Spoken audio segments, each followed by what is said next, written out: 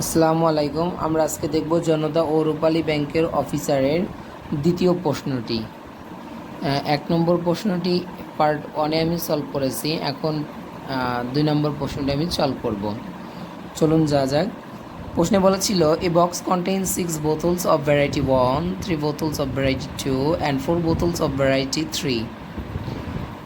These bottles of them are drawn at random, অর্থাৎ দৈবভাবে তিনটা বোতলকে দৈবভাবে তোলা হলো। What is the probability that they are not the same variety? তাহলে same variety না হওয়ার সম্ভাবনা কত আমাদের সেটা প্রশ্নে বলা হচ্ছিল যে প্রথম ভ্যারাইটি দেওয়া আছে 6টা বোতল, দ্বিতীয় ভ্যারাইটির আছে 3টা বোতল, তৃতীয় ভ্যারাইটির আছে 4টা বোতল। তাহলে 6, 4, 10 আর 3, 13টা টোটাল বোতল আছে। এই 13টা বোতল থেকে যদি 3টা বোতলকে দৈবভাবে তোলা হয় তাহলে what is the probability that they are not the same variety? তাহলে সেম ভ্যারাইটি না হওয়ার সম্ভাবনা কত এটা আমাদের বলতে বলা হচ্ছিল। তাহলে আমরা আগে দেখি যে টোটাল বোতল আছে কয়টা।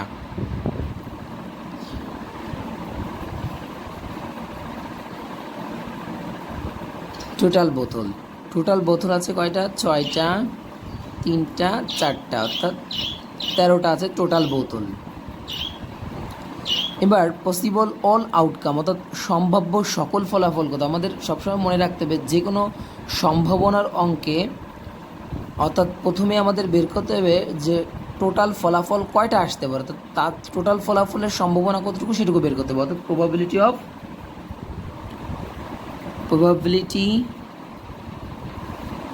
অফ অল আউটকাম সেটা আমরা এখন দেখব।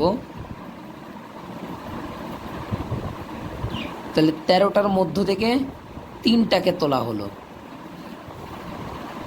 এই কম্বিনেশনের যে সাইনটা, কম্বিনেশনের অঙ্ক করার সবচেয়ে সহজ ট্রিক হচ্ছে কি, নিচে কত আছে দেখেন 3 আছে, তাহলে নিচে যেহেতু 3 আছে তাহলে 1, 2, 3 পর্যন্ত যাব এবং উপরে 13 থেকে 3 ঘর পর্যন্ত পিছনের দিকে যাব, অর্থাৎ 13, 12, 11।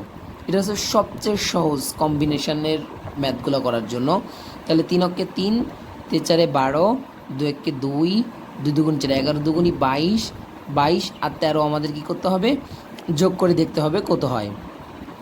তাহলে 22 আর 10কে আমরা একবার নিলাম, 22 আর 3কে একবার নিলাম, তাহলে এখানে 13 বার হইল, তাই না? তাহলে এখানে হয় হলো 220 আর হচ্ছে 3 দিয়ে নিলে হয় হলো 66, অর্থাৎ 286। এই 286 হচ্ছিল আমাদের যে প্রবাবিলিটি অফ টোটাল আউটকাম হচ্ছিল 286।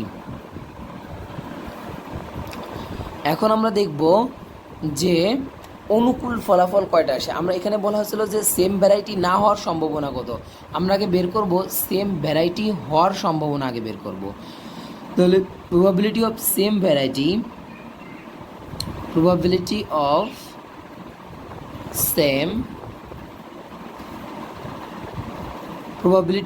ভ্যারাইটি, আমরা জানি প্রবাবিলিটি অফ সেম ভ্যারাইটির জন্য নিচে যাবে হচ্ছিল টোটাল আউটকাম, অর্থাৎ 13টা থেকে 3টে তোলা হলো। আর সেম ভ্যারাইটি ওঠার সম্ভাবনা প্রথমে ছিল কয়টা? 6টা। তাহলে 6টা থেকে 3টা ওঠার সম্ভাবনা কত? যোগ এরপরে ছিল 3টা থেকে 3টা ওঠার সম্ভাবনা কত? এরপরে ছিল 4টা থেকে 3টা ওঠার সম্ভাবনা কত? তাহলে সেম ভ্যারাইটি ওঠার সম্ভাবনা আমরা পেয়ে যাব। তাহলে এটাও সেই ইজি ওয়েতেই আমরা সলভ করব। নিচে তো 13C3 এর মান একটু আগে পেয়েছি 286, আর উপরে 6C3। তাহলে সবচেয়ে সহজ নিয়ম কি বলেছিলাম? নিচে 1, 2, 3 পর্যন্ত যাব, উপরে 6, 5, 4 পর্যন্ত যাব, যোগ আর 3C3 দিলে 1 হয়, প্লাস 4C3, অর্থাৎ নিচে আমরা যাব 1, 2, 3 আর যাব 4, 3, 2 পর্যন্ত। তাহলে এখানে হয় হচ্ছিল 3 দুগুণী 6, এই 2, 2 কাটা যায়, তাহলে 4 5 অনলি 20 থাকে, উপরে আর এখানে 1 থাকে, আর এখানে 3, 2 কাটা যায়, শুধু 4 থাকে, ডিভাইডেড বাই 286, অর্থাৎ 20 আর 1 21 আর 4 হচ্ছিল 25, অর্থাৎ 25 বাই হচ্ছে কত? 25/286। এটা আমরা কি বের করলাম যে প্রবাবিলিটি অফ সেম ভ্যারাইটি, কিন্তু আমাদের প্রশ্নে বলা ছিল যে they are not the same variety. তাহলে they are not same variety হলে আমরা জানি কোনো কিছু ঘটার সম্ভাবনা মানে ঘটা এবং না ঘটার সম্ভাবনা হচ্ছে কত, 1। তাহলে probability that they are not the same variety,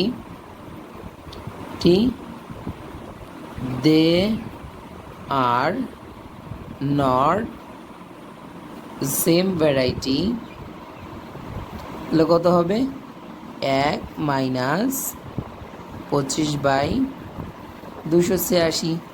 এখান থেকে 286 যদি আমরা করি, 286 - 25 = 1